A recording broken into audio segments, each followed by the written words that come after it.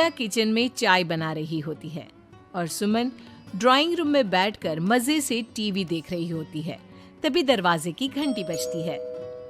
प्रिया, जरा देखना तो कौन आया है। देखती हूँ मम्मी जी। प्रिया दरवाजा खोलती है तो सामने पड़ोस वाली विमला आंटी खड़ी होती है। नमस्ते आंटी जी, कैसी हैं आप? मैं तो बिल्कुल ठीक हूँ बेटा, पर तेरी सास को क्या हुआ है? आजकल कहीं दिखती ही नहीं है। जब देखो तब टीवी के आगे जमी रहती है। अंदर तो आइए आंटी। अरे ओ दीपक की अम्मा, कहाँ हो? अरे बिमला, आओ आओ, क्या बात है, बड़े दिन बाद याद आई तुम्हें मेरी। मैं तो हमेशा ही तुम्हें याद करती हूँ, पर तुम ही गायब रहती हो और आजकल तो बाहर भी नहीं आती जाती। तबीयत तो ठीक है ना तुम्हारी? अरे तबीयत को क्या होना है, इस उम्र में तो कुछ ना कुछ लगा ही रहता है। मेरी छोड़ो, तुम ये बताओ कि क्या चल रहा है गली मोहल्ले में। तुम गली मोहल्ले की छोड़ो, चल तो तुम्हारे पड़ोस में रहा है। तुम्हारी नई सहेली आई है। मेरी कौन सी नई सहेली?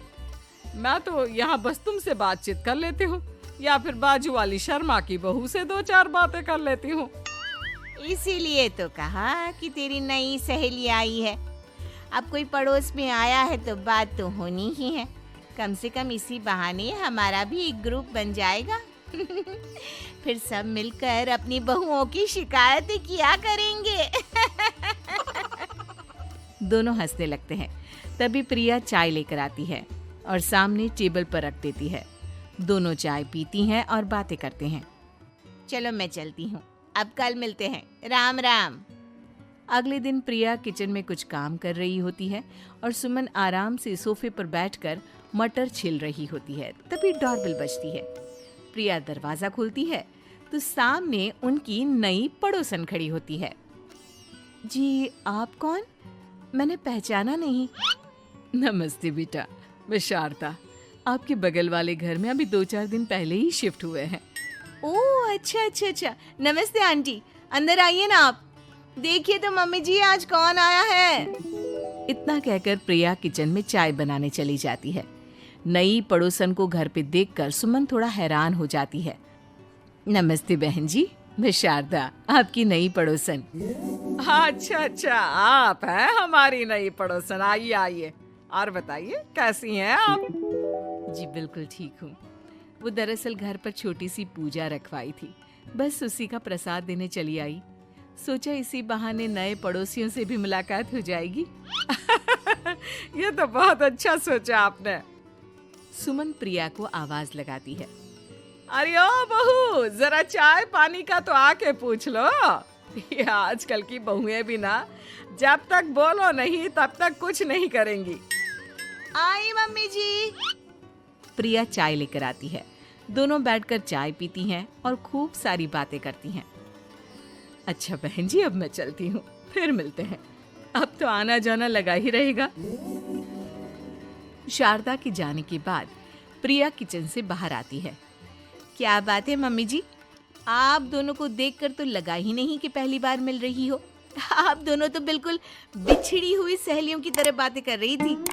अरे जब दो औरतें मिल जाती है ना, तो बातें अपने आप ही निकल आती है। अब तू अपने काम पर ध्यान दे, बातों पे नहीं। ऐसे ही कुछ दिन बीत जाते हैं। अब सुमन और शारदा अच्छी सहेलियां बन गई होती हैं। दोनों एक साथ मंदिर जाती, मार्केट जाती और कभी कभी तो विमला भी इनके साथ मिलकर खूब हंसी ठिठोली करती। एक शाम तीनों बैठकर सुमन के घर पर चाय पी रही होती हैं कि तभी बहुत तेज बारिश शुरू हो जाती है। सुमन जोर से प्रिया को आवाज लगाती है। प्रिया, ओ प्रिया, देख कितनी तेज बारिश हो रही है। जाके छत से सारे कपड़े ले आ, नहीं तो सब भीग जाएंगे। सुमन 2 बार आवाज लगाती है लेकिन प्रिया का कोई जवाब नहीं आता। शायद प्रिया कुछ काम कर रही है, इसीलिए कुछ जवाब नहीं दे रही। अरे काहे का काम, आराम फरमा रही होगी महारानी। तभी प्रिया बीमार हालत में अपने कमरे से बाहर निकलती है। हाँ मम्मी जी, क्या हुआ? मेरी तबीयत थोड़ी ठीक नहीं है ना, इसलिए आग लग गई। अरे सारे कपड़े भीग गए और तुझे सोने से फुर्सत नहीं है। सबके सामने सुमन के मुंह से ऐसी बातें सुनकर प्रिया उदास हो जाती है और छत से कपड़े उतारने चली जाती है। सुमन, ये क्या बात हुई? प्रिया ने बताया ना कि उसकी तबीयत ठीक नहीं, इसलिए उसकी आंख लग गई। तुम भी ना खामखा उसे सबके सामने सुना दिया। अरे आप नहीं जानती शारदा जी, कुछ बहुएं ना बहुत आलसी होती है, घर का एक काम नहीं करना चाहती। ऐसा नहीं है सुमन, तुम्हारी बहू तो बहुत प्यारी है, तुम्हारी सारी बात भी तो मानती है। हाँ सुमन, तुम प्रिया के बारे में ऐसा क्यों सोचती हो? मेरी भी दो बहुएं हैं, लेकिन मैं उन्हें अपनी बेटियों की तरह रखती हूँ। आखिर वो भी तो किसी की बेटियां ही है ना। और अगर तुम ऐसा ही व्यवहार करोगी तो एक दिन प्रिया भी तुम्हारे साथ ऐसा ही बर्ताव करेगी। शारदा और विमला की बातें सुनकर सुमन की तो बोलती बंद हो जाती है। वहीं प्रिया भी बाहर से सारी बातें सुन रही होती है।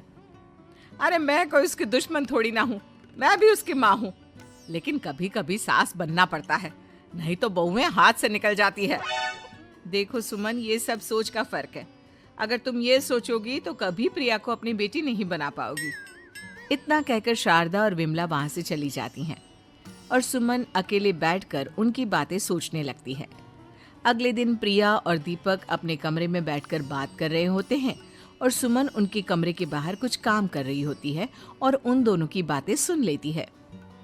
दीपक, तुम्हें पता है हमारे पड़ोस में जो शारदा आंटी है ना, बहुत अच्छी हैं। अच्छा, ऐसा क्या हो गया जो तुम्हें वो इतनी अच्छी लगने लग गई? कुछ खास नहीं, बस कल जब मम्मी जी मुझे सबके सामने सुना रही थी तो शारदा आंटी ने मेरा साथ दिया। मैं तो सच में हैरान ही रह गई थी जब उन्होंने मम्मी जी को मुझसे ऐसा बर्ताव करने के लिए मना किया। अच्छा, फिर क्या हुआ? होना क्या था, शारदा आंटी तो मम्मी जी को समझा ही रही थी कि बहू को भी बेटी की तरह ही रखना चाहिए, लेकिन मम्मी जी तो मम्मी जी है ना, उन्हें तो मुझ में हमेशा कमी ही दिखती है। काश मुझे भी शारदा आंटी जैसी सास मिली होती जो मुझे भी अपनी बेटी जैसी समझती। सुमन ये सब सुनकर बहुत उदास हो जाती है और वहां से चली जाती है। प्रिया की बातें सुमन के कानों में बार बार गूंज रही थी। उसे बहुत शर्मिंदगी महसूस हो रही थी कि उसने प्रिया के साथ बहुत गलत किया है। अगले दिन सुमन शारदा और विमला को बुलाती है। क्या बात है सुमन, आज तूने ऐसे अचानक क्यों बुलाया? सब ठीक तो है ना? हाँ हाँ, सब ठीक है, तुम दोनों बैठो तो सही। तब तक दीपक और उसके पापा भी आ जाते हैं। प्रिया, तुम भी आ जाओ। क्या हुआ मम्मी जी, आपने बुलाया? हाँ प्रिया बेटा, मैं आज सबके सामने तुमसे माफी मांगना चाहती हूँ। मैंने आज तक तुम्हारे साथ बहुत बुरा व्यवहार किया है, लेकिन तुमने कभी भी मेरे साथ बुरा बर्ताव नहीं किया। मुझे अपनी गलती का एहसास हो गया है, हो सके तो मुझे माफ कर देना। प्रिया अपनी सास की बातें सुनकर हैरान हो जाती है। उसकी आंखों में आंसू आ जाते हैं। प्लीज मम्मी जी, आप मुझसे माफी मत मांगिए, मैं भी आपकी बेटी ही हूँ। वैसे एक थैंक यू तो मेरी नई सहेली को भी बनता है, जिसकी वजह से मुझे मेरी गलती का एहसास हुआ। शारदा बहन, आपका बहुत बहुत शुक्रिया जो आपने मेरी आंखें खोल दी। अरे क्या सुमन, तुम भी ना। तो फिर इसी बात पर चाय और पकोड़े हो जाए। हाँ हाँ, क्यों नहीं।